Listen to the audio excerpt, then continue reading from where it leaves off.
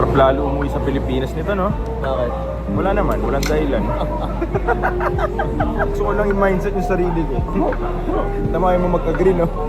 Hindi ko nga yung sagot eh, no? Bakit? Curious ka eh, no? Ano kaya yung kakasaya niyo sa pag-uwi? Ano ganito ang Pilipinas? Anong level ah? Kahit hindi na parang Switzerland na yaman. Kahit ganito man lang. Oh, enough na eh, no? Kasi pag nagiging Switzerland, nagiging boring. Malungkot, malungkot. Ito, papunta na rin to dun eh. Kumbaga may pitik ng kahirapan at kayamanan. Gano'n, hindi siya masaya eh. Sa China ba ganun pa ba? Balance pa? Nung nag-Chongqing ka? Ako nung sa Shanghai, parang ganun pa yung balance pa sila eh. Wala kasi. Diba? Masaya mga tao sa Chongqing, masaya. Kasi hoods. Tapos may magandang lugar. Ganun na ganun sa Shanghai. Oh yun, balance. lang. Luxury Ganun. dito, pagtawid mo, residential na ano. Pag puro maganda nga, doon na nagiging boring.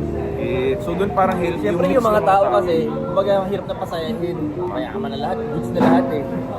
So, ayaw na magkita-kita, ayaw na mag Oo. Lalagyan pa rin natin ng konting corruption. Para hindi yung sumobrang yaman, di ba? Tama. Hindi nasusobra. Sobra. Dito sakto lang siguro. Balancing na. Kita niyo yan, mga apo, ganito ang mga pinag-uusapan namin, mga kabataan namin.